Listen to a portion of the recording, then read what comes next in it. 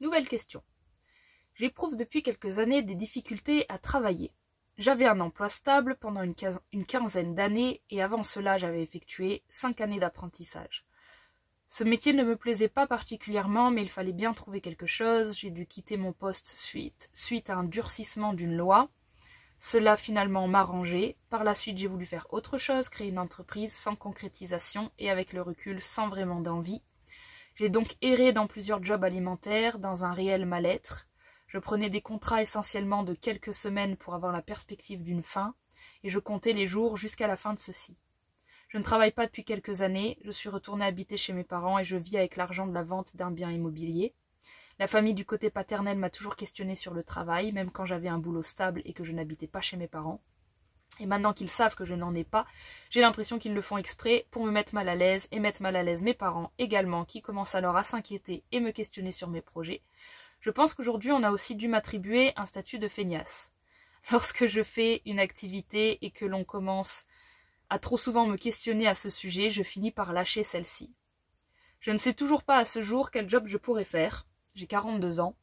J'ai l'impression d'être limite phobique par rapport au monde du travail et ennuyée à mon âge d'en être arrivée là. J'ai l'appréhension de devoir retrouver un poste, repasser des entretiens, certainement justifier mon vide pro, refaire mon CV, etc. C'est essentiellement pour des raisons financières et quelque part pour qu'on me foute la paix et celle de mes parents, que j'envisage de reprendre un emploi. Merci à toi. Alors, j'ai l'impression que ne pas travailler c'est une forme de liberté et que du coup si tu travailles c'est une forme d'emprisonnement. J'ai l'impression que c'est par rapport à ce que on pense de toi et que du coup tu ne sais plus vraiment toi ce que tu penses du travail, puisque le travail c'est comme si on avait tellement mis de pression dessus.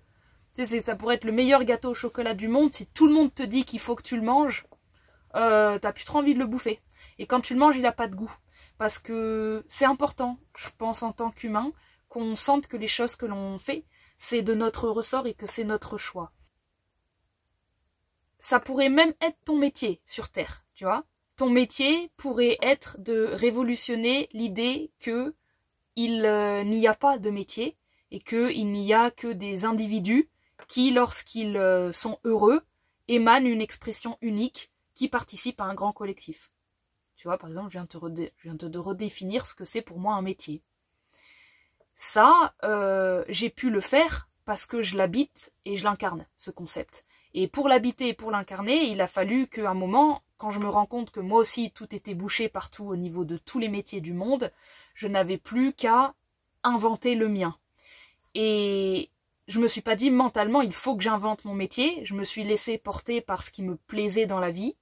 Et à force de le faire et de me trouver en joie à l'intérieur, j'ai fini par le monétiser.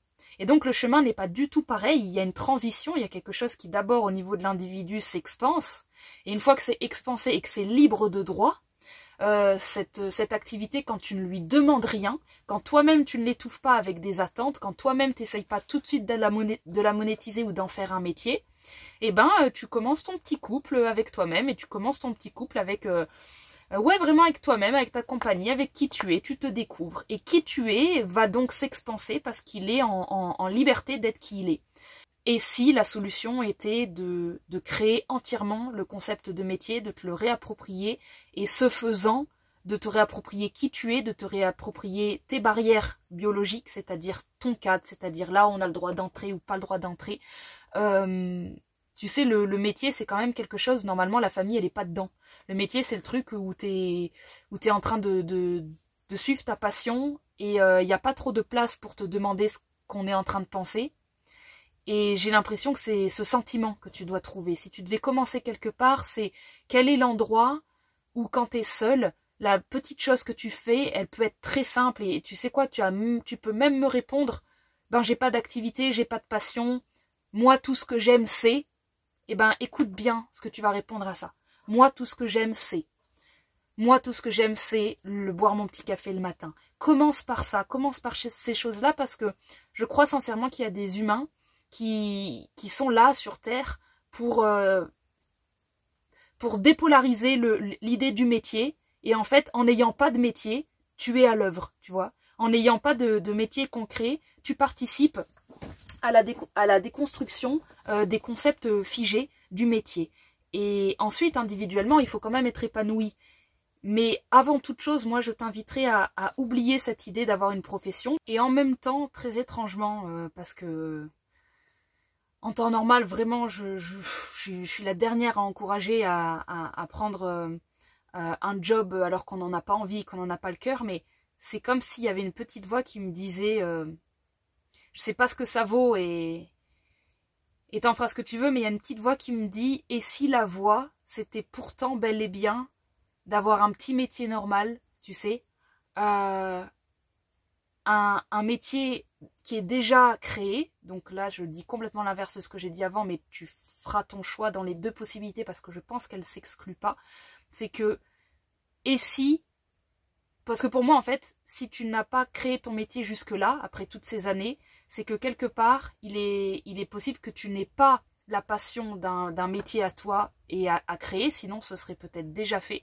Peut-être que réellement, la voie de la guérison, pour toi, c'est de prendre un job qui existe, un job qui te plaît à peu près, un métier à peu près vivant, à peu près joyeux, avec pas beaucoup d'heures, tu vois, pour avoir du temps pour toi, et qu'à l'intérieur de ce métier, tu te réinventes, tu sais, comme s'il y avait une autre possibilité que... Parce qu'en fait, ce que je ressens dans ton texte, c'est beaucoup une sorte de Saturne rétrograde. Je sais pas si c'est ton cas, mais comme si dans les Saturnes rétrogrades, le cadre, il arrêtait pas de se dissoudre tout le temps. Et donc du coup, chaque fois qu'on essayait de créer un cadre professionnel, ça ne tenait pas dans le temps et qu'on était tout le temps en transformation au niveau de ça.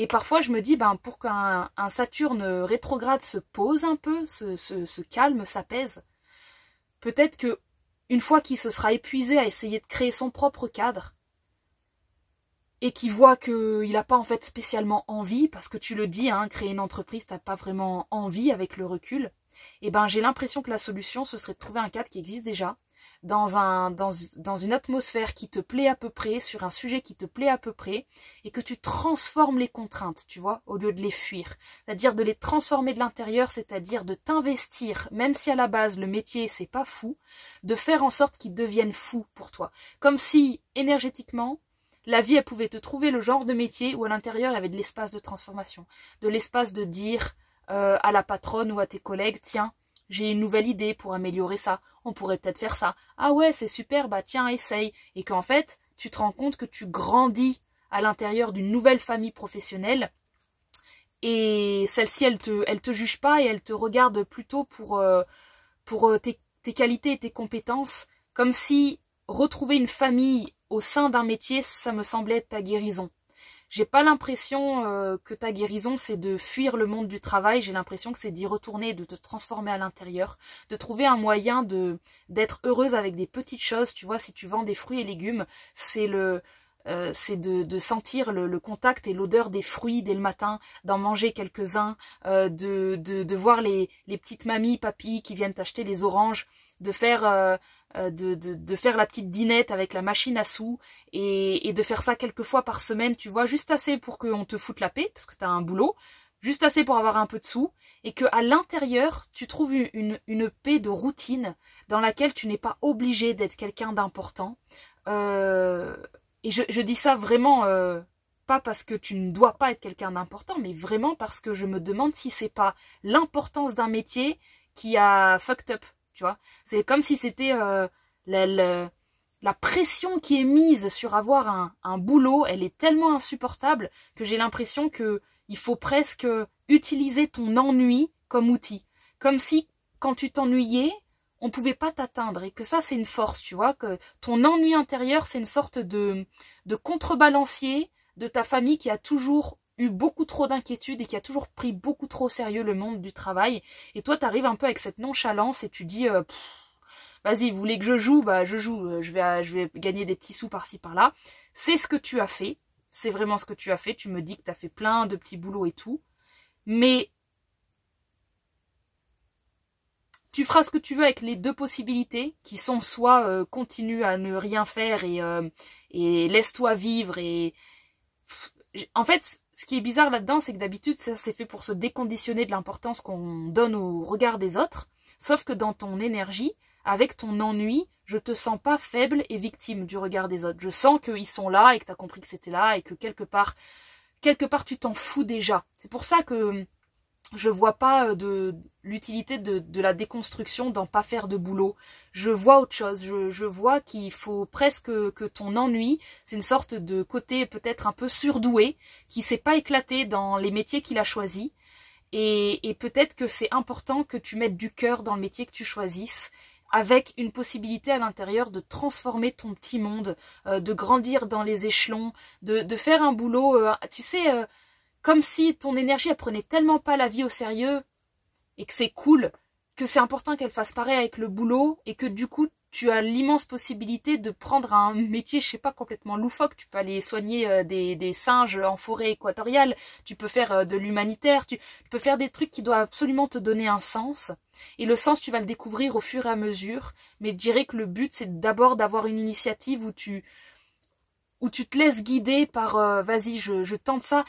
Évite les trucs où évidemment il faut faire voilà des CV, des trucs de ouf. Quand ça devient compliqué, évite.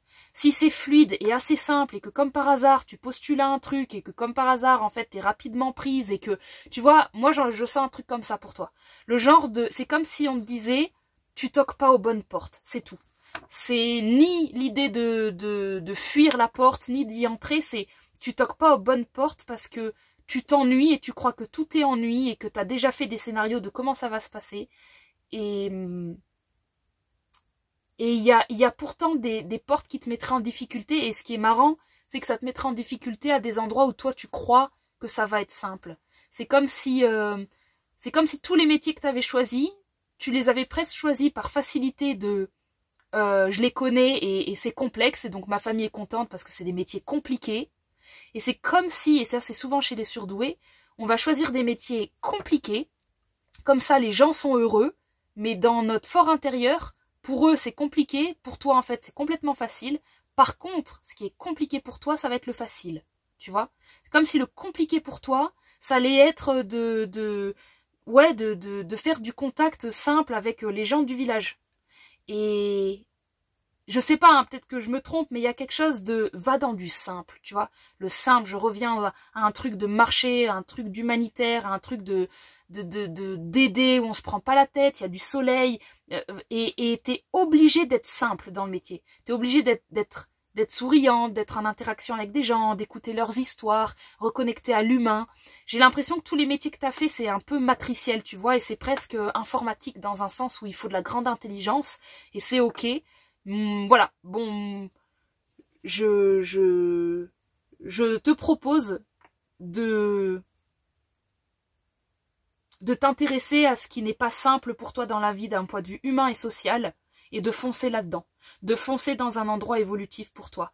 Et à mon avis, c'est tous les trucs qui sont pas beaucoup valorisés par l'intellect, mais justement, c'est là où tu vas, à mon sens, refaire un lien humain en te découvrant. Humainement parlant à nouveau. Je passais de l'ordinateur en toi à l'humaine.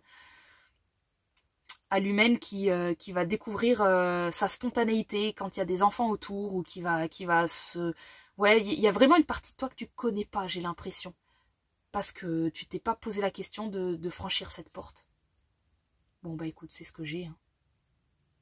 Bon bah voilà, je t'avoue que je suis un petit peu surprise moi-même parce que d'habitude, vraiment, je serais la première à te dire mais barre-toi de là, te force pas à travailler si t'as pas envie de travailler. Tu sais, je pousse toujours un peu du côté libertin comme ça, mais j'ai l'impression qu'avec toi ça marche pas. Là, dans l'énergie que j'avais, ça servait à rien de t'encourager à prendre ta liberté. Je te sens déjà un être libre. Je te vois déjà pas prendre au sérieux la matrice.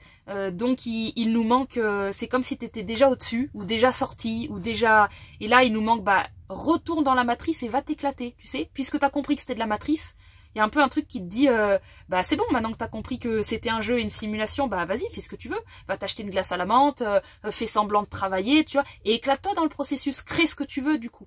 Vraiment, explore ton pouvoir de création à l'intérieur et vraiment c'est très important, je le répète, il faut qu'il y ait des gens. Il faut que tu aies des collègues. Il faut que tu aies un but commun collectif. On t'amène vers du verso, de l'humanitaire ou un truc comme ça, mais soit avec des gens et c'est pas un métier où tu as forcément beaucoup de responsabilités. C'est juste un truc, c'est d'une simplicité humaine incroyable. Et du coup, c'est même pas envisagé dans ton système, ni dans celui de tes parents. Voilà, bon écoute, tu en feras bien ce que tu veux de ça, hein, tu me prends pas au mot, voilà. Mais en tout cas, c'est ce que moi j'ai ressenti. Et je te remercie beaucoup pour ta question, et je te souhaite de trouver ce que tu cherches. Des bisous.